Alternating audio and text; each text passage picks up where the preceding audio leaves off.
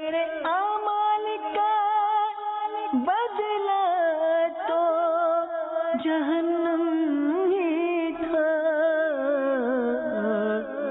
میں تو جاتا مجھے سرکار نے جانے نہ دیا۔ اعوذ باللہ من الشیطان الرجیم، بسم اللہ الرحمن الرحیم۔ پڑھیے الصلاۃ والسلام علیک یا رسول اللہ وعلی آلک واصحابک یا حبیب اللہ۔ الصلاۃ والسلام علیک یا نبی اللہ وعلی آلک واصحابک یا نور اللہ۔ درود پاک پڑھنے کے بے شمار فضائل و برکات ہیں۔ مصطفیٰ جان رحمت، شمع بزم ہدایت، نوشہ بزم جنت، پیکر جود و سخاوت، منبع علم و حکمت صلی اللہ تعالی علیہ وسلم کی ایک بڑی خوبصورت حدیث پاک ہے۔ یاد رہے کہ یہاں تو ہمیں پیاس لگتی ہے، ہم پانی پی لیتے ہیں، جتنا چاہیں اتنا پی لیتے ہیں، مگر ایک پیاس وہ ہوگی جو قیامت کی پیاس ہوگی، اور وہ پیاس وہ ہوگی کہ بندے کی پیاس بجھے گی نہیں۔ سورج 1.25 میل پر ہوگا، زمین تانبے کی ہوگی، العطش العطش، ہائے پیاس کی صدائیں بلند ہو رہی ہوں گی۔ یہاں تک علماء نے لکھا کتابوں میں کہ لوگ اپنے سویٹ کے اندر، اپنے ہی پسینے کے اندر ڈبکیاں کھا رہے ہوں گے، اتنا پسینہ نکلے گا اور زبانیں سوکھ کر کانٹا ہو جائیں گی۔ مگر اس دن ایک ایسا پانی بھی ہے، ایک ایسا حوض بھی ہے کہ جس کے بارے میں حدیث پاک کے الفاظ ہیں کہ جو ایک بار اس شربت کو پی لے گا اس کو پھر کبھی پیاس ہی نہیں لگے گی، اور وہ شربت ہے حوض کوثر۔ میرے آقا علیہ الصلوۃ والسلام اپنے غلاموں کو اپنے ہاتھوں سے جام کوثر پیش فرمائیں گے۔ اچھا، اب وہ حوض کوثر پر ذرا غور کیجئے کہ پورا محشر پیاسا ہو، ایوری بڈی تھرسٹی، ہر کسی کو پانی چاہیے، تو وہ کتنا رش ہوگا۔ ابھی مثال کے طور پہ حرم شریف میں اگر ایک ہی کولر لگا ہوا ہو اور سب کو پانی پینا ہو تو ٹوٹ پڑیں گے لوگ، تو وہ تو بلینز، ملین بھی نہیں، بلینز، اربوں لوگ ہوں گے، ان سب کو پانی پینا ہوگا، تو وہ کیسے حوض کوثر پر آئیں گے؟ کتنے کوزے ہوں گے، کتنے پیالے ہوں گے، کتنا پانی ہوگا؟ بتایا گیا کہ جتنے آسمان پر تارے ہیں اتنے اس حوض کوثر پر پیالے ہوں گے۔ اچھا، پھر یہ تو اللہ جانے کہ نبی پاک کیسے سب کو پلائیں گے۔ اعلیٰ حضرت لکھتے ہیں نا، ٹھنڈا ٹھنڈا میٹھا میٹھا، پیتے ہم ہیں پلاتے گے۔ مگر ایک حدیث پاک جو درود پاک کی فضیلت میں نے آپ کو سنانی ہے، پیارے آقا علیہ الصلوۃ والسلام فرماتے ہیں کہ حوض کوثر پر میں کیسے پہچانوں گا اپنے امتیوں کو؟ سبحان اللہ۔ نبی پاک فرماتے ہیں کچھ لوگ حوض پر میرے پاس آئیں گے جنہیں میں کثرت درود کی وجہ سے پہچانتا ہوں گا۔ ریکگنائز کر لیں گے نبی پاک، پہچانیں گے کہ یہ مجھ پر کثرت سے دنیا میں درود پڑتا تھا۔ تو سبحان اللہ، گویا ان کی پریورٹی لائن ہوگی، انہیں جلدی پانی پلا دیا جائے گا۔ تو اے میرے میٹھے اسلامی بھائیوں، اس دن کوئی اور آسرا نہیں ہے، نبی پاک ساقی حوض کوثر بھی ہیں۔ اعلیٰ حضرت کا وہ شعر، سبحان اللہ، میں ایک مشورہ بھی دوں گا کہ جب زمزم پیا کریں نا، زمزم پیتے وقت دعا قبول ہوتی ہے، تو خاص طور پہ جب زمزم پی رہے ہوں، سامنے گنبد خضرا ہو، یا زمزم پئیں سامنے کعبہ ہو، تو دل کی کیفیت بھی عجیب ہوتی ہے، بندہ اس وقت دعا بھی دل سے مانگ رہا ہوتا ہے۔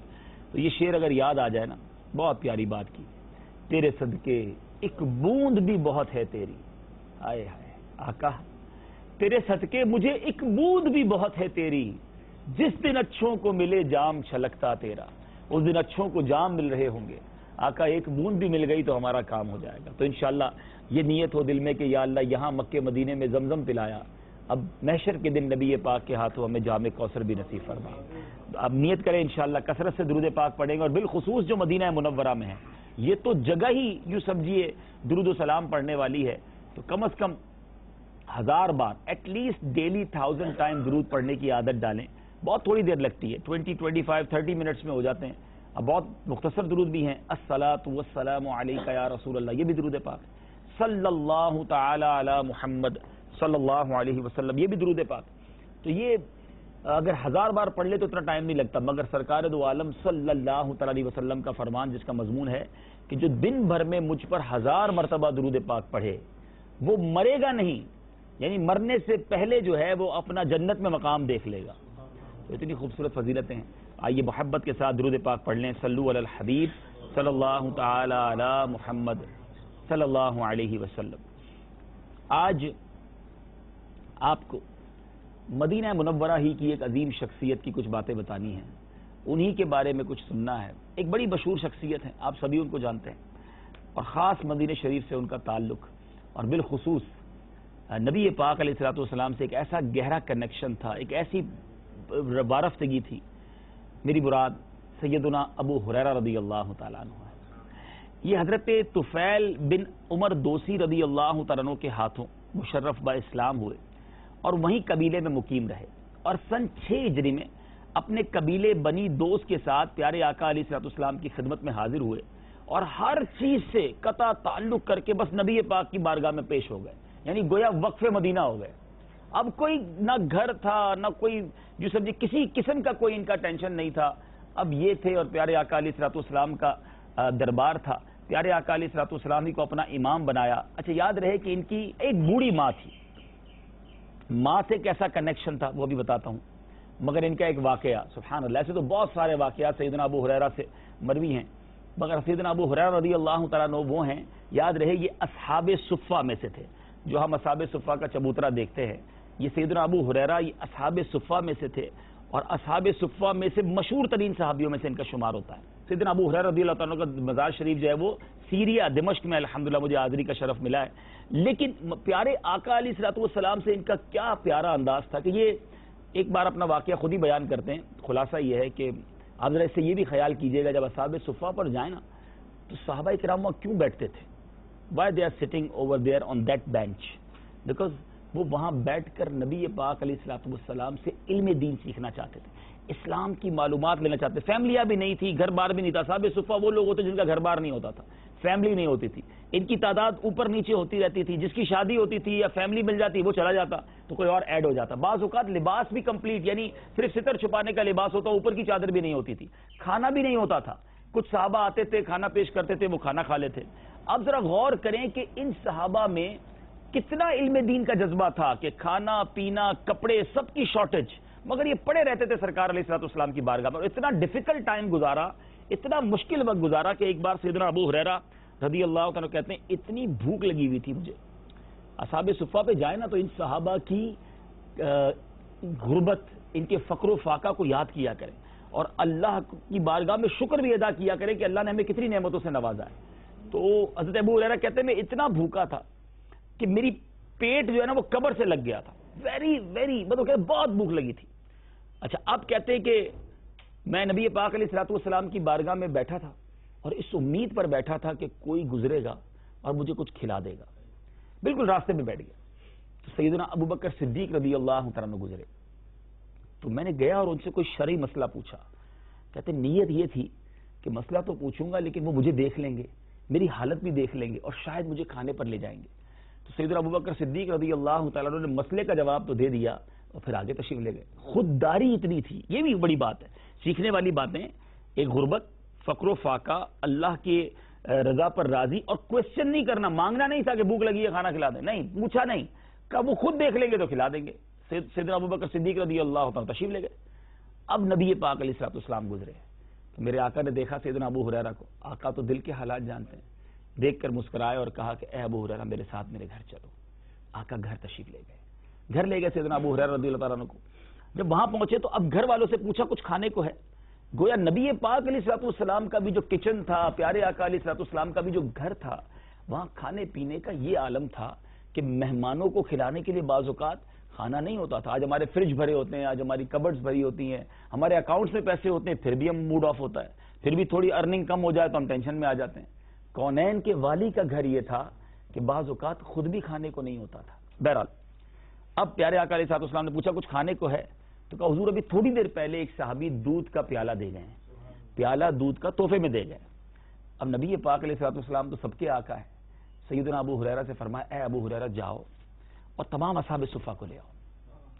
اب وہ 70 کے قریب صحابہ تھے۔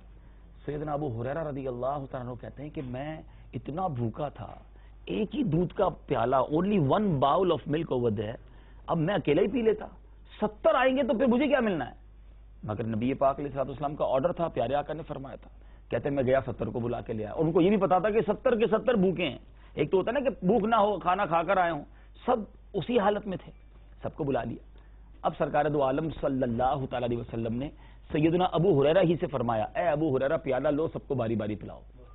اب ذرا غور کریں، جس کو بہت بھوک لگی ہو اسی کو کہا جائے دوسروں کو کھانا کھلائیں تو اور مشکل ہو جاتا ہے۔ سیدنا ابو ہریرہ کہتے ہیں پیارے آقا کا آرڈر تھا، نبی پاک نے فرمایا تھا، میں ایک ایک صحابی کے پاس جاتا، وہ صحابی بسم اللہ شریف پڑھتے، پیٹ بھر کر دودھ پیتے، دوسرے کے پاس جاتا وہ بھی اسی طرح کرتے، میں دیکھتا رہا، لوگ پیتے رہے، کہتے 70 صحابہ نے دودھ پی لیا، پیالہ ویسے کا ویسے ہی بھرا ہوا ہے۔ پیارے آقا علیہ السلام نے فرمایا، اے ابو ہریرہ اب تم پیو۔ کہتے میں نے تو منہ لگایا بسم اللہ شریف پڑھ کے اور پیٹ بھر کے کیا، پنجابی میں کہتے ہیں رچ کے پیا۔ اچھا پی لیا، نبی پاک علیہ السلام فرماتے ابو ہریرہ اور پیو۔ کہتے میں نے پھر منہ لگایا، پھر پیا۔ سرکار دو عالم صلی اللہ تعالی علیہ وسلم نے فرمایا ابو ہریرہ ایک بار اور پیو۔ کہتے تیسری بار بھی پیا۔ جب چوتھی بار نبی پاک علیہ السلام نے فرمایا ابو ہریرہ اور پیو، میں نے کہا اب جگہ نہیں ہے، اب فل۔ اب نبی پاک علیہ السلام نے وہ پیالہ مبارک لیا، بسم اللہ شریف پڑھی اور سرکار علیہ السلام نے وہ دودھ نوش کیا اور میرے آقا پورا دودھ نوش فرما گئے۔ اب پیالہ خالی ہوا، اس سے پہلے پورا باؤل، پورا پیالہ ویسے کا ویسے ہی بھرا ہوا ہے۔ میرے میٹھے اسلامی بھائیو، یہاں یہ معجزہ ہے میرے آقا علیہ السلام کا۔ اور سیدنا ابو ہریرہ رضی اللہ عنہ کی یہ کیفیت بھی پتہ چل رہی ہے اصحاب صفہ کے بارے میں، یعنی یہاں نبی پاک کا کمال بھی، عشق رسول بڑھتا ہے جب یہ سنتے ہیں، ساتھ ساتھ سبق ملتا ہے کہ یہ کون تھے، دے آر فرینڈز آف رسول اللہ، یہ صحابہ تھے نبی پاک کے، کونین کے والی کے صحابہ ہیں، مگر کھانے کو نہیں ہوتا تھا، کپڑے پہننے کو نہیں ہوتے تھے، مگر دے آر ہیپی، وہ پھر بھی خوش ہوتے تھے، پھر بھی اللہ کی رضا پر راضی ہوتے تھے۔ اور آج ہم تھوڑی سی ڈیفیکلٹی میں آ جائیں، تھوڑا پیسہ کم ہو جائے، جاب چھوٹ جائے، ہمیں لگتا ہے پتہ نہیں ہمارا کیا بنے گا، اتنا ٹینشن پال لیتے ہیں، لوگ بیمار ہو جاتے ہیں۔ یاد رکھیں میرا اور آپ کا رزق لکھا ہوا ہے، دانے دانے پہ لکھا ہے کھانے والے کا نام۔ جلد بازی نہ کریں، ٹینشن نہ لیں، مجھ سے اور آپ سے وعدہ ہے رزق کا، موت اور رزق، اس کا ٹائم، اس کی ٹائم لمٹ بھی لکھی ہے، رزق کی کوانٹٹی بھی لکھی ہے۔ بلکہ اعلیٰ حضرت امام اہل سنت سے ایک سوال ہوا کہ جو لوگ کہتے ہیں یہ دانے دانے پہ لکھا ہے کھانے والے کا نام، یہ صحیح ہے؟ کوشچن ہوا ان دا کورٹ آف اعلیٰ حضرت امام اہل سنت۔ وہ فرماتے ہیں صرف دانے پہ نہیں بلکہ دانے کے ہر ذرے پہ کھانے والے کا نام لکھا ہے، اور اس کو ڈیفائن کیا اعلیٰ حضرت نے۔ کہتے کچھ چاول لے لیں اور چاول کو آٹا بنا لیں، تو اب ایک چاول کے دانے کے تو بہت سارے پرٹیکولرز بن جائیں گے، بہت سارے ذرے بن جائیں گے، اور اب اگر اس کی روٹی بنائی جائے، چاول کی بھی روٹی بنتی ہے، اسی طرح گندم ہے، گندم کا ایک دانہ ہوتا ہے لیکن بہت سارا گندم جمع کرے تو آٹا بن جاتا ہے، مکسچر ہو جاتا ہے۔ تو اب اس آٹے سے روٹیاں بنی تو ایک ذرہ ادھر چلا گیا، ایک ذرہ اس روٹی میں گیا، ایک ذرہ اس روٹی میں گیا، پھر اس کا نوالا بھی ہم نے 4 ٹکڑے کیے، سب کو ایک ایک ٹکڑا دیا، تو جس ذرے کو میں نے کھانا ہے اعلیٰ حضرت فرماتے ہیں اس ذرے پر کھانے والے کا نام لکھا ہوا ہے۔ اور اس کو بہت خوبصورت واقعے سے سمجھایا۔ کہتے ہیں بنگلہ دیش میں ایک تاجر تھا، اور بنگال کے لوگ چاول بہت شوق سے کھاتے ہیں۔ کہتے ایک تاجر تھا، بڑا امیر آدمی تھا، اس نے چاول کھایا اور چاول کھاتے کھاتے اس کے دماغ میں ایک دانہ اس کے دماغ میں چلا گیا، چڑھ گیا یہاں پر۔ اب اس نے بڑا درد، بڑی کوشش کی، بڑے بڑے ڈاکٹرز کو دکھایا، بہت پیسے والا آدمی تھا، لیکن ڈاکٹرز نے بڑی کوشش کی مگر وہ ایک دانہ، اونلی ون، ایک دانہ جو ہے وہ اس کے دماغ سے نہیں نکل، یہاں پھنس گیا، چھینک آئی تھی کھانے کے دوران اور اوپر چلا گیا تھا۔ کئی سال گزر گئے، ایسی زندگی گزرتی رہی۔ اب وہ بنگالی بزنس مین وہ آیا مکہ مکرمہ حاضری دینے کے لیے، جیسے ہی کعبے کے سامنے پہنچا اس کو ایک زور کی چھینک آئی، جیسے ہی چھینک آئی وہ دانہ جو اباؤٹ 12 ایئرز سے اس کے دماغ میں پھنسا ہوا تھا وہ چھینک کے ذریعے باہر نکلا، جیسے ہی حرم کے فرش پر گرا ایک کبوتر آیا اٹھا کے وہ دانہ لے گیا۔ اعلیٰ حضرت فرماتے ہیں یہ دانے پر اس کبوتر کا نام لکھا تھا۔ اس بنگالی بزنس مین نے 12 سال تک حفاظت کی اس دانے کی اور اس کو پہنچایا مکے جا کر، اور وہ دانہ زمین پر گرا تو وہ کبوتر اٹھا کر لے گیا۔ سو یہ اب اتنی ساری ڈیٹیل جب ہمارے سامنے ہے، اچھا آپ بزنس مین بیٹھے ہیں، آپ بھی دکاندار بیٹھے ہیں ماشاءاللہ آپ کی شاپ سے مدینہ منورہ میں، آپ کے ساتھ بھی ایسا ہوا ہوگا، سارا دن بیٹھو تو کوئی بکری نہیں ہوتی، کوئی گاہک نہیں آتا، جب بند کرنے لگتے کوئی بندہ بھاگتے جاتا ہے، رکو رکو رکو رکو بھائی رکو مجھے کچھ سامان لینا، اور پورے دن کی سیل کروا کے چلا جاتا ہے۔ ایسا ہوتا ہے، اس کا مطلب آپ کے نصیب میں یہ رزق لکھا تھا، وہ بند دکان کھلوا کے بھی دے جائے گا، چھٹی کے دن بھی مل جائے گا۔ ہم رزق کی تلاش میں، رزق کی ٹینشن میں رہتے ہیں، لیکن یاد رکھیں ہمیں جس کی ٹینشن ہونی چاہیے نا اس کی ٹینشن بھول گئے۔ رزق ملنا ہے کنفرم ہے، مغفرت ملنی ہے یہ کنفرم نہیں ہے، میں اور آپ بخشے جائیں گے یہ کنفرم نہیں ہے، اس کی ٹینشن کسی کو نہیں۔ کوئی ایک بندہ آج تک نہیں ملا جو کہے مجھے رات کو نیند نہیں آتی، میں بخشا جاؤں گا کہ نہیں بخشا جاؤں گا۔ ایسے بہت سارے ملے کہ کاروبار کی ٹینشن میں رات کو نیند نہیں آتی، میں پریشان ہوں میرے بچوں کی شادی کا کیا ہوگا، میں پریشان ہوں جناب میرے بچوں کے مستقبل کا کیا ہوگا، میرا گھر بکنے والا ہے کیا ہوگا، میری نوکری چھوٹنے والی ہے کیا ہوگا۔ ایک صاحب ہمارے عرب شریف میں رہتے ہیں، ان کو آفس سے نوٹس مل گیا کہ آپ نے 1 مہینے میں نوکری چھوڑنی ہے۔ آپ یقین کریں وہ بندہ اتنا پریشان، ہر روز مجھے میسج کر رہا ہے، میں اپنا واقعہ بتا رہا ہوں، یہاں عرب شریف سے مجھے پاکستان میں میری نوکری چھوٹنے والی، کچھ کریں، دعا کریں، وظیفہ کریں، تعویذ، اتنا بیچارہ وہ ٹینشن میں۔ میں سوچتا رہا یار ایک نوکری تو چھوٹ رہی ہے۔ میں نے اس کو یہی سمجھایا، میں نے کہا ایک در بند ہوگا رب اور دروازے کھولے گا، تمہارا رزق کہیں نہیں جانا، ٹینشن لوگے بیمار ہو جاؤ گے، نوکری ملی نہ ملی ایسا نہ ہو بیماری مل جائے۔ تو یہ وہ بے وقوفی ہے جو ہم کرنے جاتے ہیں، ہم اللہ کی رضا پر راضی رہیں، بھروسہ رکھیں۔ اب آپ غور کریں، اصحاب صفہ ہم روز جاتے ہیں، مدینے والے آپ تو روز جاتے ہوں گے نا، دیکھتے ہوں گے، اصحاب صفہ کا جو چبوترا ہے نا، یہ ہم سب کے لیے میسج ہے۔ یہ کون لوگ تھے؟ یہ بالکل فقراء مدینہ تھے، بالکل یوں سمجھیے کہ ان کے پاس کچھ نہیں تھا، مگر کتنی بڑی نعمت تھی کہ نبی پاک کا ساتھ تھا۔ پیارے آقا فرماتے میں تم میں سے ہوں، ان سے اتنی محبت فرماتے تھے۔ تو ایک تو یہ میسج۔ اب آتے ہیں پیارے آقا کا معجزہ، سبحان اللہ، ایک دودھ کا پیالہ، 70 صحابہ، اور یہ نبی پاک کی سیرت میں کئی ایسے معجزات ملیں گے جس میں تھوڑے کھانے کو زیادہ کر دیا، چند کھجوریں پورے قافلے کو پوری ہو گئیں، ایک بکری جو ہے وہ 1000 صحابہ نے کھانا کھایا، پھر بھی ویسی کی ویسی رہی، آٹا بھی ویسے ہی رہا۔ علماء نے بڑی پیاری بات کہی، بڑی گہری بات ہے یہ، ذرا غور سے سنیے گا۔ فرماتے نبی پاک علیہ الصلوۃ والسلام کی سیرت میں یہ تھوڑے کھانے کو زیادہ کرنے والے جو معجزات ہیں نا، بڑی تعداد میں، اس کی وجہ یہ ہے کہ اس زمانے میں کھانے میں تنگی بڑی تھی، صحابہ کرام کے پاس کھانے پینے کے بڑے مسائل تھے، تو بہت زیادہ تعداد میں نبی پاک کے معجزات ملیں گے آپ کو۔ چند کھجوریں پورے قافلے نے کھا لی، میرے آقا نے انگلیوں سے 1500 کا لشکر کو پانی سیراب کر دیا، تو کہیں جناب ایک بکری 1000 صحابہ کو پوری ہو گئی، ایک پیالہ 70 صحابہ کو پورا ہو گیا۔ اس کے پیچھے بھی یہ ریزن ہے کہ اس زمانے میں تنگی اتنی تھی، صحابہ غریب اتنے تھے۔ ہم سب کو اس سیرت سے سبق لینا ہے۔ اب اعلیٰ حضرت اور خاندان اعلیٰ حضرت کی کیا بات ہے، اگر یہ اتنا شاندار معجزہ ہو تو میرے رضا کا قلم کیسے خاموش رہے گا۔ اعلیٰ حضرت لکھتے ہیں کیوں جناب ابو ہریرہ تھا وہ کیسا جام شیر۔ اعلیٰ حضرت گویا سیدنا ابو ہریرہ رضی اللہ عنہ سے سوال کر رہے ہیں کہ ذرا بتاؤ تو صحیح، اے ابو ہریرہ وہ پیالہ کیسا تھا، جام شیر، شیر کہتے ہیں دودھ کو، جام کہتے ہیں پیالے کو، ذرا بتائیے تو صحیح، کیوں جناب ابو ہریرہ تھا وہ کیسا جام شیر جس سے 70 صاحبوں کا دودھ سے منہ پھر گیا۔ بہرحال ایک تو واقعہ یہ بڑا مشہور، ایک اور میرے آقا کا معجزہ اور بڑی شاندار اس کی پیچھے بیک گراؤنڈ ہے کہ سیدنا ابو ہریرہ رضی اللہ تعالیٰ عنہ وہ ہستی ہیں جو کہتے ہیں کہ مجھے کچھ بھی یاد نہیں ہوتا تھا، میں نبی پاک علیہ الصلوۃ والسلام کے دربار میں بیٹھتا، باتیں تو سنتا، بڑے پیارے پیارے فرامین سنتا، احکام سنتا، مگر بھول جاتا تھا۔ تو ایک بار سرکار علیہ الصلوۃ والسلام کی بارگاہ میں حاضر کا حضور مجھے کچھ یاد نہیں رہتا، جو سنتا ہوں بھول جاتا ہوں، تو مجھے حافظہ چاہیے۔ اب یہ بڑی یونیک سی بات ہے، ریممبرنس، حافظہ، یادداشت دینے والی چیز نہیں ہوتی ہے۔ پیسے دیے جا سکتے ہیں، کپڑا دیا جا سکتا ہے، کھانا دیا جا سکتا ہے، یادداشت کیسے ملے گی؟ مگر صحابہ جانتے تھے، واہ کیا جود و کرم ہے شہ بطحہ تیرا، نہیں سنتا ہی نہیں مانگنے والا تیرا۔ اس حدیث سے بھی جو سبق مل رہا ہے، ابھی آگے چلوں گا کیا مانگا انہوں نے اور آقا نے کیسے دیا۔ مدینے میں ہے نا، کبھی یہ نہ سوچے کہ یار نبی پاک علیہ الصلوۃ والسلام سے یہ کیسے مانگوں، ہیں پتہ نہیں یہ مانگنے والی چیز تو نہیں ہے، نہیں، جو آپ کو پرابلم ہے، جو آپ چاہتے ہیں، رحمت کا ہے دروازہ کھلا اور بھی کچھ مانگ ہے، آج وہ مائل بعطا اور بھی کچھ مانگ، جو مانگ رہے ہیں مانگی۔ یہ نہ سوچئے کہ نبی پاک علیہ الصلوۃ والسلام سے یہ ملے گا کہ نہیں۔ اعلیٰ حضرت لکھتے ہیں نا، کریم ایسا ملا کہ جس کے کھلے ہیں ہاتھ اور بھرے خزانے، بتاؤ اے مفلسوں کہ پھر کیوں تمہارا دل اضطراب میں ہے۔ جب کریم ایسا ہے کہ جس کے ہاتھ بھی کھلے ہیں، اچھا یہ بڑی خوبصورت بات ہے، بھرے خزانے اور ہاتھ کھلے، اس میں ڈیبیٹ ہے پوری۔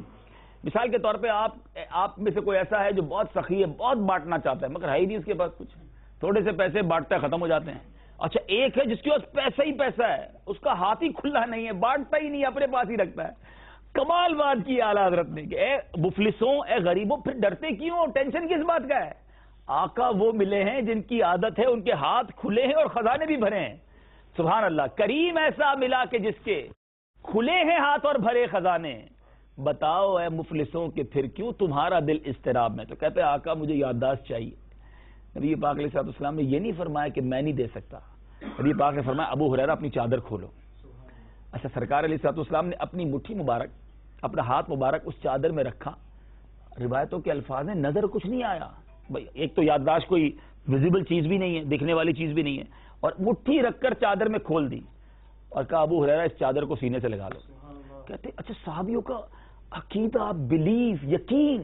کہا نہیں کہ آقا کچھ ڈالا تو نہیں آپ نے تو چادر پھیلائی، اس میں تو کچھ بھی نہیں ڈالا. لاجیکلی جو باتیں کرنے والے لوگ ہیں وہ سنیں، یہاں سبق سیکھیں. عشق کے میدان میں لاجکس نہیں چلتی، وہاں ماننا چلتا ہے، وہاں دیوانگی چلتی ہے، وہاں بلیف چلتا ہے، وہاں یقین چلتا ہے. تو اب کیا ہوا کہ کہا سینے سے لگا لو. تو حضرت ابو ہریرہ رضی اللہ تعالیٰ عنہ نے وہ چادر سینے سے لگائی. کہتے وہ دن ہے اس کے بعد ہر چیز میرے آقا فرماتے مجھے یاد ہو جاتی ہے. اور اس کا جس کو کہتے ہیں نا شاندار نظارہ، کہ آج اگر حدیث کی کتابیں اٹھائیں تو سب سے زیادہ جس صحابی نے حدیث روایتیں کی ہیں، سب سے زیادہ کثیر الروایات جو صحابی ہیں وہ حضرت ابو ہریرہ رضی اللہ تعالیٰ عنہ. یعنی اتنی حدیثیں ان کو یاد ہو گئیں کہ سب سے زیادہ بخاری، مسلم، ترمذی جہاں پڑھیں آپ کو سیدنا ابو ہریرہ رضی اللہ تعالیٰ عنہ کی روایت ضرور ملے گی. اور یہ ثمرہ ہے میرے آقا کی اس کرم نوازی کا، اس معجزے کا، کہ گویا میرے آقا نے یادداشت ہی عطا کر دی سیدنا ابو ہریرہ کو. اچھا اب میں جس موضوع کی طرف آنا چاہتا ہوں، یہ تو دو معجزات کا ذکر بھی ہو گیا، اس عظیم ہستی کی بات بھی ہوئی، مگر ان کا ایک بہت شاندار واقعہ بھی ہے. وصف ان کا ایک بڑا شاندار. ان کی ایک بوڑھی والدہ تھی. اچھا اتنا بڑا اسٹیٹس، اتنے بڑے صحابی اور بڑے بڑے صحابہ ان کو بڑے ریگارڈ کرتے تھے، ان سے بڑی محبت کرتے تھے، کیونکہ ان کا مرتبہ بہت بلند تھا، بہت کلوز تھے پیارے آقا علیہ الصلوۃ والسلام سے. تو اب ان کی والدہ جو ہے وہ جوانی میں بیوہ ہو گئی تھی. بوڑھی ماں تھی، ایک ہی ماں، اور کچھ فیملی میں اور کوئی نہیں تھا. ان کو اپنی والدہ سے بڑی محبت تھی، لیکن یہ اپنی ماں کی کسی طرح بھی کوئی نافرمانی نہیں کرتے تھے. ہر وہ کام کرتے کہ ماں خوش ہو جائے، ماں کی دل آزاری نہ ہو. لیکن ان کی ماں نے اسلام قبول نہیں کیا تھا. یہ مسلمان ہو گئے، ماں مسلمان نہیں ہوئی. یہ بڑی دعائیں کرتے، بڑی کوشش کرتے کہ سرکار علیہ الصلوۃ والسلام پر، یہ نبی پاک پر ایمان لے آئیں، اللہ کو مان لیں. ماں کہتی بس بیٹا اس پر بات نہیں کرو. یہ بار بار کوشش کرتے، ماں ایمان نہیں لائی. اچھا اب یہ ترغیب دیتے رہتے، اسلام کے بارے میں بتاتے، نبی پاک کے بارے میں بتاتے. ایک بار ماں کو جب بٹھا کے عرض کر رہے تھے کہ ماں دیکھو اسلام قبول کر لو، پیارے آقا ایسے ہیں، ان کی باتیں ایسی ہیں. اب وہاں ان کی ماں نے اسلام کی دعوت کو ٹھکرایا اور سرکار علیہ الصلوۃ والسلام کے بارے میں بھی کوئی غلط لفظ کہہ دیا، ہارش ورڈ کہہ دیا. یہ بڑے غم زدہ ہوئے. ایک طرف سرکار علیہ الصلوۃ والسلام کی محبت، دیوانے تھے نبی پاک، دوسری طرف ماں سے بھی ٹوٹ کر پیار تھا انہیں، ماں کی کوئی دل آزاری یہ نہیں کرتے تھے. اب یہ بہت زیادہ غمگین ہو گئے، بہت روئے کہ میری ماں نے نبی پاک علیہ الصلوۃ والسلام کے بارے میں کیوں ایسا کہا. یہ روتے روتے سرکار علیہ الصلوۃ والسلام کی بارگاہ میں آئے اور آ کر عرض کی دعا کر دیں کہ اللہ ابو ہریرہ کی ماں کو ہدایت دے دے. نبی پاک سے آ کر عرض کر دی. اللہ غنی، رحمت کا دریا جوش میں تھا. میرے آقا علیہ الصلوۃ والسلام نے فرمایا اللہم اہد ام ابی ہریرہ، اے اللہ ابو ہریرہ کی ماں کو ہدایت عطا فرما. اچھا بلیف تو کمال تھا نا، جس بندے کو یادداشت مل گئی ہو نبی پاک سے، اس کو پتا ہے اب دعا ہو گئی ہے، ساڈا کم ہو گیا، اب میرا کام ہو گیا. بڑی خوش واپس گئے. حالانکہ ابھی گھر پہ ماں کو چھوڑ کر آئے جس نے صاف انکار بھی کیا، برا بھلا بھی کہا. ادھر دعا کرائی نبی پاک سے، پھر گھر دوڑے. کہتے گھر آئے تو دروازہ بند تھا اور ماں واش روم میں پانی گرنے کی آواز آ رہی تھی. بولے ماں غسل کر رہی ہے. میں غسل خانے کے باہر کھڑا ہو گیا انتظار میں. تو جیسے ہی والدہ باہر آئی اور ماں نے حضرت ابو ہریرہ رضی اللہ عنہ قریب گئے تو ماں کہتی اشہد ان لا الہ الا اللہ وان محمدا عبدہ ورسولہ صلی اللہ علیہ وسلم. کچھ نہیں کہا سیدنا ابو ہریرہ نے، کوئی ترغیب نہیں دی. ماں نے واش روم سے باہر گویا غسل کر کے وہ پاک ہوئی اور باہر آتے اس ماں نے کلمہ پڑھ لیا. اللہ غنی، سیدنا ابو ہریرہ اتنے خوش، اللہ کتاب میں لکھا ہے کہ بے خود ہو گئے، مسرت میں دیوانے ہو گئے. ماں مسلمان ہو گئی، ماں نے ایمان قبول کر لیا. پھر روتے ہوئے اب سرکار علیہ السلام کی بارگاہ میں دوڑے، پھر گئے آقا کی بارگاہ میں اور آقا سے عرض کی یا رسول اللہ صلی اللہ علیہ وسلم، اللہ عز و جل نے آپ کی دعا قبول فرما لی ہے اور اللہ نے میری ماں کو ہدایت بخش دی ہے. اب پیارے آقا بھی بہت خوش ہوئے. اچھا سیدنا ابو ہریرہ کو ماں سے محبت دیکھو کیسی تھی. اب پتہ کیا کہتے ہیں، یہ سکھا رہے ہیں ہمیں ماں کیا چیز ہے، والدین کیا چیز ہیں، محبت کیسی ہونی چاہیے. اب نبی پاک سے پھر عرض کرتے ہیں آقا ایک اور دعا چاہیے آپ سے، میری ماں کے لیے ایک اور دعا کر دیں کہ اللہ تعالیٰ سب مومنین اور مومنات کے دل میں میری اور میری ماں کی محبت پیدا کر دے. آقا سے کہتے آپ دعا کریں کہ سارے مومنین اور مومنات کے دل میں میری اور میرے ماں کی محبت پیدا کر دے. پیارے آقا نے دعا فرما دی اور اس دعا کا اثر یہ ہوا کہ جو سیدنا ابو ہریرہ رضی اللہ عنہ بیان کرتے ہیں کہ میں جس کو یہ بات سناتا تھا ہر مومن جب یہ بات سنتا تو مجھ سے اور میری ماں سے محبت کرنے لگ جاتا. اچھا اب آپ بتائیں جتنے بیٹھے ہیں یہاں پر, جب یہ ہم نے سنا تو ہمیں بھی محبت ہو گئی نا. جب پیارے آقا نے دعا دے دی کہ یا اللہ ابو ہریرہ اور ان کی ماں کی محبت تمام مومنین کے دل میں ڈال دے. مدنی چینل کے ناظرین بھی جب سنیں گے, جنہوں نے نہیں سنا آج پہلی بار سنا ہے, تو وہ بھی یقیناً محبت کرنے لگیں گے. جب نبی پاک نے دعا دی ہے تو کیا بیٹا تھا, کیا ماں سے محبت, ایمان بھی لانے کی ترکیب بنائی اور پھر سرکار سے ایسی دعا لے لی کہ ساری دنیا اب ان سے محبت کرے. سبحان اللہ. اچھا اب انداز کیا تھا ماں سے, انٹریکشن دیکھو کیسے کرتے تھے ماں بیٹا. امام بخاری فرماتے ہیں کہ سیدنا ابو ہریرہ رضی اللہ تعالیٰ عنہ ایک گھر میں رہتے تھے اور ان کی والدہ دوسرے گھر میں رہتی تھی. تو جب ابو ہریرہ رضی اللہ تعالیٰ عنہ کہیں جانا چاہتے تھے تو اپنی ماں کے دروازے پر کھڑے ہو کر سلام کس طرح کہتے, السلام علیکہ یا امتاہ ورحمۃ اللہ وبرکاتہ, اے میری ماں اللہ عز و جل کی سلامتی رحمتیں اور برکتیں آپ پر ہوں. ماں جواب دیتی وعلیکم یا ابنی ورحمۃ اللہ وبرکاتہ, اے میرے فرزند تم پر بھی اللہ عز و جل کی رحمت سلامتی اور برکتیں ہوں. سیدنا ابو ہریرہ کو ماں سے کتنی محبت تھی کہ ایک بار نبی پاک علیہ الصلوۃ والسلام کی بارگاہ میں چند صحابہ بھوک سے پریشان, وہی میری بات, بھوک بہت تھی, پریشان ہو کر حاضر ہوئے. اور صحابہ نے جب حاضر ہوئے تو پیارے آقا نے پوچھا اس وقت کیسے آنا ہوا, وہ وقت نہیں تھا صحابہ کی حاضری کا. تو کہا حضور بھوک نے پریشان کیا ہے. صحابہ کہتے ہیں حضور بھوک نے پریشان کیا ہے. تو پیارے آقا نے ایک کھجور کا طباق منگایا بڑا سا, ہر صحابی کو 2 کھجوریں دی. سیدنا ابو ہریرہ کو دیکھا, ایک کھجور کھائی اور ایک دامن میں اپنے جیب میں رکھ لی. نبی پاک ملاحظہ فرما رہے تھے, اے ابو ہریرہ یہ کیا کیا تم نے, سب نے 2 کھائیں اور تم نے ایک کھجور کھائی اور ایک رکھ لی. تو کہا حضور ایک اپنے لیے کھائیے, ایک ماں کے لیے رکھیے. آئے ہائے ہائے, بھوک کا عالم ہے مگر ماں کو نہیں بھولے. نبی پاک علیہ الصلوۃ والسلام کو یہ ادا کیسی پسند آئی. پیارے آقا فرماتے ہیں اے ابو ہریرہ یہ کھجور بھی تم کھا لو, تمہاری ماں کے لیے 2 اور دے دیں گے. اب پیارے آقا علیہ الصلوۃ والسلام نے ان کو 2 مزید ان کو کھجوریں عطا کی. آپ کا انداز کیا تھا کہ جب تک آپ کی والدہ حیات رہی, ان کی تنہائی اور بڑھاپے کے خیال سے آپ کبھی حج پر نہیں گئے. پھر والدہ کا انتقال ہوا, پھر یہ باقی سارے معاملات حج وغیرہ کے ہوئے, لیکن یہ ابو ہریرہ رضی اللہ تعالیٰ عنہ ہے. اور اس واقعے کو میں نے کیوں چوز کیا آج کے بیان کے لیے کہ یہ میسج ہے ہم سب کے لیے. پہلے میں نے ایک پیغام تو اس واقعے سے یہ دیا کہ سادگی, فقر و فاقہ, پریشانی میں بھی صحابہ کھڑے رہتے تھے, صبر تھا, عزم تھا, استقلال تھا, اللہ کی رضا پر راضی تھے. وہ کہتے ہیں نا کہ شاعر لکھتے ہیں نا, زباں پر شکوے رنجو علم لایا نہیں کرتے, زباں پر شکوے رنجو علم لایا نہیں کرتے, نبی کے نام لیوا غم سے گھبرایا نہیں کرتے. تو ہمت میں رہا کرے, پریشانی آئے ہمت میں رہے. دوسری بات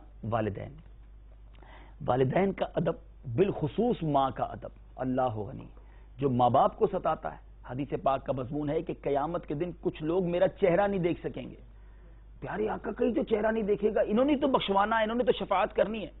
تو ان لوگوں میں پیارے آقا نے فرمایا ماں باپ کا نافرمان میرا چہرہ نہیں دیکھ سکے گا.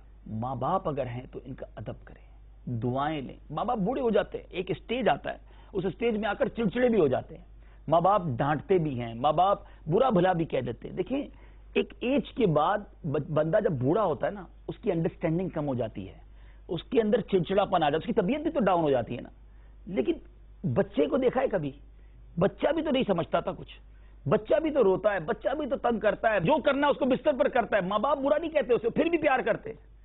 تو میں اور آپ اس اسٹیج سے گزرے ہیں, ہمارے ماں باپ نے ہماری گندگیاں صاف کی ہیں. ہم روئے تو ماں اور باپ ساری رات جاگتے رہے ہوں گے, ہم بیمار ہوئے ہوں گے تو رات کو ہاسپٹل میں لے کے بھاگے ہوں گے. آج باپ بیمار ہوتا ہے تو بیٹا کہتا ہے مجھے ٹائم نہیں ہے ہاسپٹل لے جانے کا. ماں اور باپ اگر کسی بات کو ریپیٹ کرے, کوئی بات انڈرسٹینڈ نہ کرے, تو ہم کہتے ہیں آپ کو بار بار سمجھ نہیں آتی, میں کہہ تو رہا ہوں آپ انڈرسٹینڈ کیوں نہیں کر رہے. اچھا بیچ میں اگر کوئی ماں باپ میں سے انٹرپٹ کرتا ہے تو ہم کیا کہتے ہیں آپ بوڑھے ہو گئے, آپ کو نہیں سمجھ آتی. کتنا بدتمیز ہے وہ بچہ جو ماں باپ کو یہ کہتا ہے آپ کو سمجھ نہیں آتی, جو ماں باپ کو کہتا ہے کہ آپ جو ہے وہ بیچ میں نہ بولا کریں. ارے یہ وہ لوگ ہیں جنہوں نے مجھے اور آپ کو بولنا سکھایا ہے. ایک واقعہ مجھے یاد آیا کہ ایک بار ماں نے بیٹے سے کہا بیٹا مجھے کچھ آواز آ رہی ہے, میرے کانوں میں کوئی آواز آ رہی ہے. تو بیٹا کہتا ماں آپ کے کان بج رہے ہیں, کوئی آواز نہیں آ رہی. بیٹا پڑھ رہا تھا, کچھ کام وام کر رہا تھا. تھوڑی دیر بعد ماں نے کہا بیٹا مجھے آواز آ رہی ہے. کہ نہیں ماں آپ کو غلط فہمی ہو گئی ہے, آپ کو آواز نہیں آ رہی, کچھ بھی نہیں ہو رہا, خاموشی ہے. بار بار آپ یہ کہتی ہے. تیسری بار ماں نے کہا تھوڑی دیر بعد, بیٹا مجھے آواز آ رہی ہے. کہ ماں سمجھ نہیں آتی آپ کو, میں کام کر رہا ہوں, ڈسٹرب کر رہا ہوں, نہیں آ رہی آواز, آپ کے کان بج رہے. اب ماں مسکرائی, کہا بیٹا سامنے جو باکس ہے ذرا کھولنا. بیٹے نے وہ باکس کھولا, اس میں سے ایک کتاب نکالو, یہ کتاب لے کر آؤ. کہا بیٹا اس کتاب کو جب تو چھوٹا تھا نا, تو نے ایک ہی سوال مجھ سے 70 بار پوچھا تھا, ماں یہ کیا ہے, ماں یہ کیا ہے, ماں یہ کیا ہے. کہا میں ہر بار تیرا منہ چومتی تھی اور تجھے جواب دیتی تھی, اور آج میں نے 3 بار تجھ سے پوچھ لیا تو تجھے برا لگ گیا. ذرا غور کریں ہم کیا کر رہے ہیں. ہمارا قرآن, ہماری حدیث, ہمارے صحابہ, ہمارے بزرگ, ان سب کی باتیں مجھے اور آپ کو سکھاتی ہیں کہ ماں باپ کو ناراض نہیں کرنا ایٹ اینی کاسٹ. بلکہ یہاں تک احادیث میں کسی صحابی نے پوچھا حضور اگر ماں باپ ظلم کریں تو؟ ماں باپ ظالم بھی ہوتے ہیں, ظلم بھی کرتے ہیں. نبی پاک نے فرمایا اگرچہ ظلم کریں, اگرچہ 3 بار, اگرچہ ظلم کرے, ماں باپ ظلم بھی کرے جب بھی تم نافرمانی نہیں کر سکتے. بلکہ اسلام اتنا کمپلیٹ ریلیجن اور اتنی محبت کا درس دیتا ہے کہ اگر کسی کے ماں باپ غیر مسلم ہیں تو بھی وہ ماں باپ سے بدتمیزی نہیں کر سکتا. ہاں ان کو اگر وہ کہتے ہیں ہمیں گرجا گھر یا ہمارے عبادت گاہ پر چھوڑ کر آؤ تو چھوڑنے نہیں جائے گا, لیکن اگر وہ واپسی گھر لانے کا کہیں گے تو ان کی بھی خدمت کرے گا, جا کر گھر لے کر آئے گا. اس قدر اسلام میں ادب ہے والدین کا. لیکن ذرا غور کرے, آج بچہ تھوڑا پیسے والا ہو جائے, تھوڑا مقام ہو جائے, تھوڑا سا پاپولر ہو جائے, تھوڑا اسٹیٹس بن جائے, اب ماں باپ کو خاطر میں ہی نہیں لاتا ہے. اب تو بلکہ ایسا بھی معاشرے میں سنتے ہیں, یقین نہیں آتا لیکن ایسا ہو رہا ہے کہ اگر کوئی بہت پاپولر ہو جائے نا, یعنی بڑا نام ہو جائے, بڑا ویل نون ہو جائے, یا پیسہ بہت آ جائے, اور والد دیہاتی ہو, اور والد گاؤں کا ہو, والد کو بولنے ہی نہ آتا ہو, ایٹیکیٹس ہی نہ آتے ہوں, پتہ ہی نہیں بڑے لوگوں میں کیسا بیٹھا جاتا ہے, تو بندہ اپنے والد کا ہی تعارف نہیں کراتا لوگوں سے کہ بتاؤں گا ایسا میرا والد ہے تو میری بے عزتی ہو جائے گی. ارے یہ والد کی وجہ سے تو ادھر پہنچا, اور اب تو والد کو اون کرنے سے انکار کر رہا ہے. یہ اسلام نہیں, اور یہ اسلام کی تعلیمات نہیں. حدیث پاک کا مضمون ہے جس کے ماں باپ راضی اس سے رب راضی, جس سے ماں باپ ناراض اس سے رب ناراض. تو والدین کو راضی رکھیں. بلکہ یہ اتنا شاندار مرتبہ ہے کہ ایک بار سرکار علیہ الصلوۃ والسلام سے ایک صحابی نے سوال کیا کہ آقا میرے سب سے زیادہ حسن سلوک کا حقدار کون ہے؟ اب بہت سارے کاروباری بیٹھے سیلز کا بھی کام کرتے ہوں گے, اور ہمارا ایک انداز ہوتا ہے نا کاروبار میں, ہم بڑا بچ کے بات کرتے ہیں اپنے کسٹمر سے, اپنے گاہکوں سے, ماشاءاللہ السلام علیکم, وعلیکم السلام, کیسے ہیں آپ, ٹھیک ہے, آئیے بیٹھے, چائے منگاؤں آپ کے لیے, کھانا کھایا کہ نہیں, اتنا گڈ بینر میں کام کر رہے ہوتے ہیں. اٹس اوکے, اچھی بات ہے. لیکن جتنا محبت پیار ہم اپنے گاہک کو دیتے ہیں, اپنے دوست کو دیتے ہیں, کیا کبھی اپنے ماں باپ کو دیتے ہیں؟ پیارے آقا علیہ الصلوۃ والسلام سے کوسچن ہوا کہ سب سے زیادہ حقدار کون ہے میرے حسن سلوک کا؟ سرکار علیہ الصلوۃ والسلام نے فرمایا تیری ماں. کہ آقا پھر؟ فرمایا تیری ماں. یا رسول اللہ صلی اللہ تعالی علیہ وسلم پھر تھرڈ پرسن کون ہے؟ کہا تیری ماں. چوتھی بار پوچھا پھر کون؟ فرمایا تیرا والد. اچھا, نبی پاک کے ایک ایک لفظ میں کتنی حکمت ہے, یہ بڑی خوبصورت بات میں عرض کرنے جا رہا ہوں. ایچ اینڈ ایوری ورڈ میرے آقا کی زبان مبارک سے نکلا, اس میں بڑی حکمت ہے. 3 بار ماں کیوں کہا, 1 بار والد کیوں کہا؟ علماء نے اس پر بحث کی, اس کی تفسیر لکھی. یعنی یہ ایک جس کو کہتے ہیں کہ ایسا نہیں تھا کہ ایسی نارمل بات تھی, بڑی گہری بات ہے. میرے آقا کا ایک ایک لفظ, وہ دہن جس کی ہر بات وحی خدا, چشمہ علم و حکمت پہ لاکھوں سلام, وہ زبان جس کو سب کن کی کنجی کہیں, اس کی نافذ حکومت پہ لاکھوں سلام. ایک ایک ورڈ قیمتی ہے, اور کیا کمال. فرمایا 3 بار ماں کہا, 1 بار والد کہا. اس کی وجہ یہ ہے کہ ماں بچے کی 3 خدمتیں کرتی ہے. نمبر 1, ماں نے بچے کو پیٹ میں پالا. دوسری خدمت جو ولادت کے وقت تکلیف, وہ باپ نہیں اٹھاتا. اور تیسری خدمت بچے کو جو وہ پالتی ہے. فرمایا ماں 3 بڑی خدمتیں کرتی ہے, والد ایک ہی خدمت کرتا ہے, یعنی اس کو پالتا ہے. تو اس پر علماء نے بڑی پیاری ڈیبیٹ کی کہ ادب ٹھیک ہے اور خدمت ماں کی زیادہ کرے, ادب والد کا زیادہ کرے. اور اس کی وجہ بیان کی کہ والد کا رسپیکٹ ادب اس لیے زیادہ کرے کہ وہ تمہاری ماں کا شوہر بھی تو ہے, جو تمہاری ماں ہے اس کا بھی تو سرتاج وہی ہے نا. تو ادب والد کا زیادہ کرے اور خدمت ماں کی زیادہ کرے, یہ اسلام ہمیں سکھاتا ہے. مگر آج ماں بوڑھی ہو جائے تو ٹائم نہیں ہے, دوستوں کے لیے ٹائم ہے, ماں کے لیے ٹائم نہیں ہے. تو اے میرے میٹھے اسلامی بھائیوں, میں یہ برکتیں لوں. جن کے ماں باپ حیات ہیں بڑے خوش نصیب ہیں, جو چلے گئے اب افسوس کرتے ہوں گے. حیات ہے تو خدمتیں کر لیجئے, دعائیں لے لیجئے. حدیث پاک کا مضمون ہے جو بچہ اپنے والدین کو محبت سے دیکھے, گیز کے ساتھ, اس کی لو کے ساتھ نظر اس پر دیکھے, ماں باپ کو رحمت کی نگاہ سے دیکھے, اللہ ہر نظر پر حج مبرور کا ثواب عطا فرماتا ہے, فقط دیکھنے پر. ایک صحابی نے اس کی حضور کوئی 100 بار دیکھے, ماں باپ تو گھر میں ہوتے ہیں. فرمایا اللہ اکبر و اطیب, اللہ بہت بڑا اور پاک ہے جو 100 بار دیکھے اللہ 100 حج کا ثواب عطا فرماتا ہے۔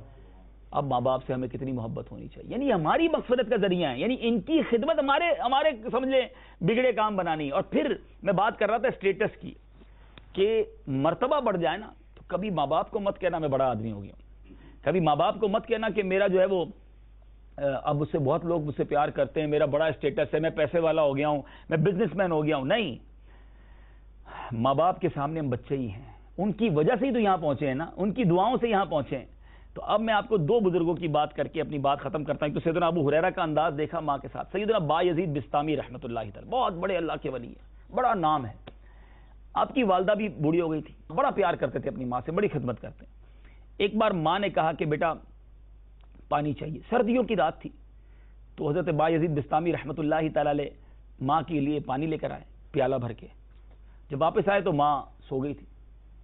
جب ماں سو گئی تو پانی کا جو پیالہ تھا اس سے تھوڑا سا پانی نکلا اور وہ برف بن گیا، سنو، اتنی ٹھنڈی رات تھی۔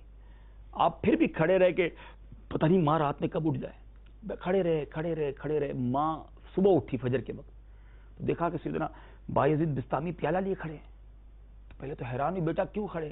تو آپ نے جب اس پیالے کو ڈیٹیچ کیا، پیالے کو اپنے ہاتھ سے الگ کیا، تو برف چونکہ چپک چکی تھی تو پیالہ بھی چپک گیا تھا، جب ہٹایا تو چمڑی بھی نکل آئی اور خون بہنے لگا۔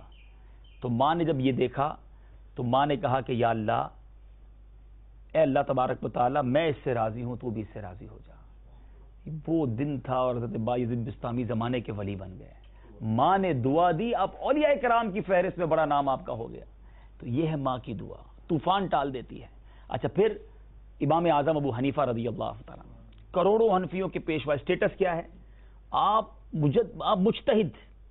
اچھا، پھر آپ مجتہد، آپ کے جو طلباء تھے ان کا بڑا مقام، بڑے بڑے فقہاء میں ان کا مقام آتا ہے، اور آج بھی کروڑوں حنفی دنیا بھر میں امام اعظم ہے وہ، مگر آپ کی والدہ تھی۔ اچھا، آپ کی والدہ کا بڑا کمال معاملہ تھا، اور یہ یقین کریں یہ واقعہ اتنا بڑا سبق ہے نا، اتنا بڑا سبق ہے کہ بعض اوقات ماں ہمیں تو بچے ہی سمجھتی ہے نا، اب ہم کہیں ماں میں بڑا ہو گیا ہوں، میرا یہ اسٹیٹ نہیں، ماں کے سامنے بچے ہی رہنا۔ تو آپ کی ماں کو جو ہے نا وہ وائز بیان کرنے والے جو خطیب ہوتے ہیں ان سے بڑی عقیدت تھی، حالانکہ امام اپنے وقت کے امام ہیں، بڑے بڑے علماء آپ سے سیکھنے آتے تھے۔ تو کوفہ کے مشہور وائز تھے عمر بن زرع اور قاضی زرع، 2 وائز تھے۔ ماں کو وہ بڑا یقین تھا ان پر۔ تو جب کوئی مسئلہ پوچھنا ہوتا تو امام اعظم سے فرماتی کہ عمر بن زر سے پوچھ کے آؤ۔ اور امام اعظم کہتے اگر جواب چاہتے دے سکتے، ماں میں سب سے بڑا مفتی دنیا میں کسی تقریر کرنے والے سے مسئلہ پوچھنے جاؤں، مجھ سے ہی فتویٰ لے لو۔ ماں کو کبھی نہیں کہا کہ میں امام اعظم ہوں۔ عمر بن زر ایک نارمل بیان، یعنی دوسرے لفظوں میں سمجھیں کہ ایک پورے شہر کا مفتی ہو، مفتی اعظم ہو، اور ایک مسجد کا امام ہو۔ مفتی اعظم کی ماں کہے کہ جاؤ امام صاحب سے پوچھ کے آؤ، تو امام اعظم نے اچھا، امام اعظم تو شہر کے بھی نہیں، دنیا کے سب سے بڑے مفتی تھے۔ تو جب ماں نے کہا کہ وہاں جاؤ تو وہ جاتے، اس امام کے صاحب وہ خطیب کے پاس جا کر کہتے کہ میری ماں نے آپ سے مسئلہ پوچھا، تو کہتے حضور آپ چل کر آ گئے، میں آپ کے سامنے کیا مسئلہ بتاؤں گا، مجھے تو آپ سکھائیں گے۔ کہانی ماں نے کہا ہے کہ آپ نے جواب دینا ہے، آپ کے جواب پہ مطمئن ہوں گی، ماں کا حکم تھا نا۔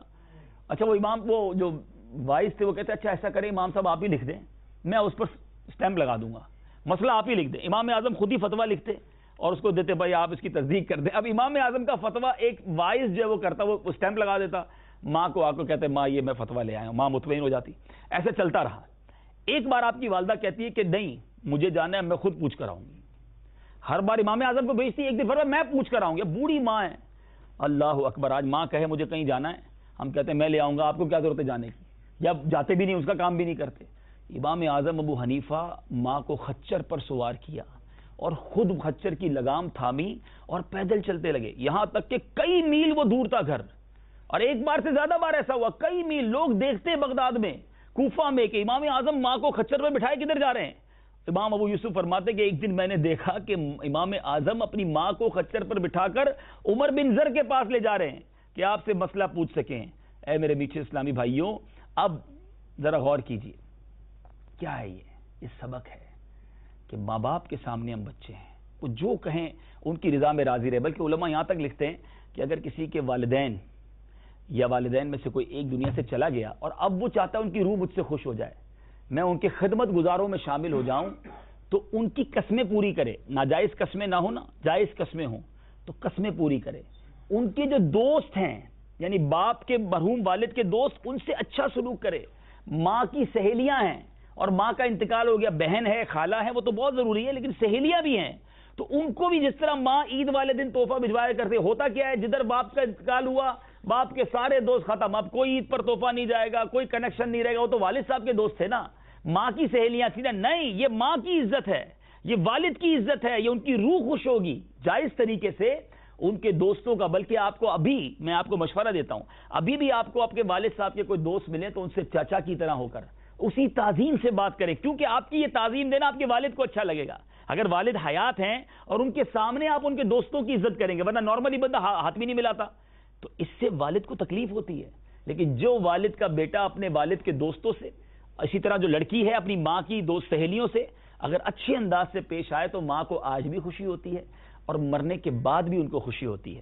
تو بہرحال آج میرا مختصر بیان میں موضوع یہی تھا کہ ہمیں ماں باپ کا ادب کرنا چاہیے. یہ بہت بڑی سعادت ہے, یہ بہت بڑی نعمت ہے, اور ہم بڑے ہو جائیں کسی وجہ سے بھی اگر کوئی مرتبہ ملے تو ذہن تو یہی ہونا چاہیے کہ میں آج جو کچھ ہوں یہ ماں باپ کی وجہ سے ہوں. اور میرے میٹھے اسلامی بھائیوں, ماں باپ کا حق, بعض اوقات کچھ لوگ بڑی عجیب بات کر دیتے ہیں کہ میں نے تو ماں باپ کی بڑی خدمت کر دی ہے, بہت سارے حج کروا دیے ہیں, میں نے تو گھر بھی دلا دیا ہے, ایک ڈرائیور بھی دے دیا ہے, تو اب تو حق ادا ہو گیا نا, اور کیا کروں آپ کے لیے, اتنا کچھ تو کر دیا. اللہ اللہ. منقول ہے کہ ایک شخص نے اپنی ماں کو کاندھے پر سوار کر کے 7 بار حج کروائے. 7 حج ماں کو کاندھے پر سوار کر کے کرائے. 7ویں حج میں خیال آیا کہ اب میں نے اپنی ماں کا حق ادا کر دیا ہے. تو رات کو خواب میں دیکھا کہ کوئی کہنے والا کہہ رہا ہے, جب تو بچہ تھا اور بہت سردی تھی, ماں پاس سو رہی تھی, تو نے گندگی کر دی, تیری ماں نے تجھے اٹھایا, تجھے دھو کر, غربت کے دن تھے, دوسرا بستر نہ تھا, وہ گیلے بستر پر سردی میں خود لیٹ گئی, تجھے اپنے سینے سے چمٹایا کہ تجھے سردی نہ لگے. اے نوجوان, تو کہتا ہے حق ادا ہو گیا, تو نے تو ابھی اسے ایک رات کا حق بھی ادا نہیں کیا. ماں باپ کا حق ادا نہیں کیا جا سکتا, ان کی قدر کیجیے. اللہ تعالیٰ مجھے اور آپ کو ماں باپ کا فرما بردار بنائے, ماں باپ کی خدمت کرنے کی توفیق عطا فرمائے. اب جو ماں باپ بیٹھے ہیں ان سے عرض کرتا ہوں, بعض اوقات ہم کہتے ہیں بچہ نافرمان ہے, بچہ بات نہیں مانتا. بچوں کو تو عرض کر دی میں نے جو کرنی تھی, لیکن ماں باپ بھی تو بیٹھے نا. اگر آپ اپنے بچوں کو فرما بردار بنانا چاہتے ہیں تو ہم نے کب بچوں کو قرآن و حدیث پڑھا؟ دیکھیں جو میں بیان کر رہا ہوں, اگر یہ بچے سن رہے ہیں تو کچھ ریئلائز تو کریں گے نا, لیکن ہم نے اپنے بچوں کو کب سنایا یہ کہ حدیث کیا کہتی ہے, قرآن کیا کہتا ہے؟ ہمیں تو ٹی وی دکھانا ہے, ہمیں فلمیں دکھانی ہے, ہمیں انٹرنیٹ لا کے دے دینا ہے, جو کرنا ہے کرے. جب بچے کو پتہ ہی نہیں شریعت کیا ہے تو وہ ماں باپ کا ادب بھی نہیں کرتا. ہم نے اس کو ایسے ماحول میں رکھا, ایسے دوستوں میں رکھا کہ جو اس قدر ماڈرن لائف گزارتے ہیں کہ وہاں ماں باپ کی کوئی قدر ہی نہیں ہوتی ہے. تو شریعت وہ شاندار یوں سمجھیے تربیت ہے کہ اگر ہم اپنے بچوں کو دینی ماحول میں رکھیں گے تو ماں باپ, وہ بڑی پیاری بات پچھلے دنوں ایک میں نے میسج پڑھا تھا کہ بندہ جب دنیا میں ڈاکٹر, انجینئر اور اس طرح کچھ دنیاوی تعلیم میں بڑا پی ایچ ڈی ہولڈر بن جاتا ہے نا, تو ماں باپ ڈرتے ہیں کہ بچے سے کس طرح بات کریں, کہیں اس کو برا نہ لگ جائے. جب اس طرح کوئی بندہ تعلیم یافتہ اور پیسے والا بزنس مین ہو جاتا ہے, لیکن اگر کسی کا بچہ عالم دین ہو جاتا ہے نا تو وہ عالم دین ڈرتا ہے کہ ماں باپ سے کیسے بات کریں. That is the difference. دینی تعلیم اس کو ادب پر مجبور کرتی ہے کہ میں ماں باپ کو ناراض نہ کر دوں, اور دنیاوی ماحول ایسا بنا دیتا ہے کہ ماں باپ ڈرتے ہیں کہ بچہ ناراض نہ ہو جائے. That is the big difference. آپ کے اوپر ہے آپ کو کیسا بچہ بنانا ہے, آپ کے اوپر ہے آپ کو آپ کی نسلیں کیسی چھوڑ کے جانی ہیں. تو میرے میٹھے اسلامی بھائیوں, یہ ہے فرق اچھے ماحول کا. دعوت اسلامی کا ماحول آپ کے سامنے, اس مدنی ماحول سے خود بھی وابستہ ہوں, اپنی بچوں کو بھی وابستہ کریں. اور مدنی channel is the best way, بہت خوبصورت طریقہ ہے, پوری فیملی پہ امپیکٹ کریٹ ہوگا, سب انشاءاللہ سیکھیں گے اور فرق ہوگا. تو مدنی چینل گھر میں چلائیں, سب بیٹھ کر دیکھیں. اسی طرح جہاں جہاں اجتماعات ہوتے ہیں ان اجتماعات میں شرکت کریں, مدنی قافلوں میں سفر کریں. اللہ تعالی ہم سب کو اس مدنی ماحول سے وابستگی عطا فرمائے, اپنے والدین کا ادب نصیب فرمائے. صحابہ کرام نے جس طرح فقر و فاقہ کی زندگی گزاری اور صبر کی زندگی گزاری, اللہ کریم ہمیں بھی مصیبتوں اور پریشانیوں پہ صبر نصیب فرمائے. اللہ کریم سے دعا ہے رب کریم ہم سب کے رزق حلال میں برکت بھی عطا فرمائے اور ہمیں اپنی راہ میں خوب خرچ کرنے کی توفیق بھی عطا فرمائے. آمین بجاہ النبی الامین صلی اللہ تعالی علیہ وسلم. صلو علی الحبیب صلی اللہ تعالی علی محمد. الحمدللہ عرب شریف میں ہم نے رکن شورا حاجی عبدالحبیب اتاری کا بیان سنا. تو آئیے اسلامی بھائیوں سے کچھ تاثرات بھی لیتے ہیں. آپ کا پورا نام حضور؟ عمران خان. کہاں سے آپ؟ میں ہالینڈ سے. ہالینڈ سے آئے. کیا فیل کیا آپ نے بیان میں, کیسا لگا آپ کو؟ بہت سکون ملتا ہے یہ سن کر. ہمارا بھی بیان ہوا رکن شورا حاجی عبدالحبیب اتاری کا, کیسا لگا بیان؟ اچھا. کس موضوع پہ تھا؟ والدین کے. کس موضوع پہ تھا آج کا؟ ادب اور والدین کی بہت رسپیکٹ کرنی چاہیے. اگر کوئی مسئلہ اگر آپ کا آ جاتا ہے کسی طریقے سے بھی تو اس کی وجہ سے آپ کو پریشان. مزید آپ نے کیا نیت کی اجتماع میں دعوت اسلامی کے حوالے سے؟ ایسے ویسے غصہ نہیں کرنا چاہیے, اچھا نہیں ہوتا, صبر کرنا سیکھیں. تو آپ بھی اجتماع کی پابندی تو رکھیں گے انشاءاللہ؟ ضرور انشاءاللہ.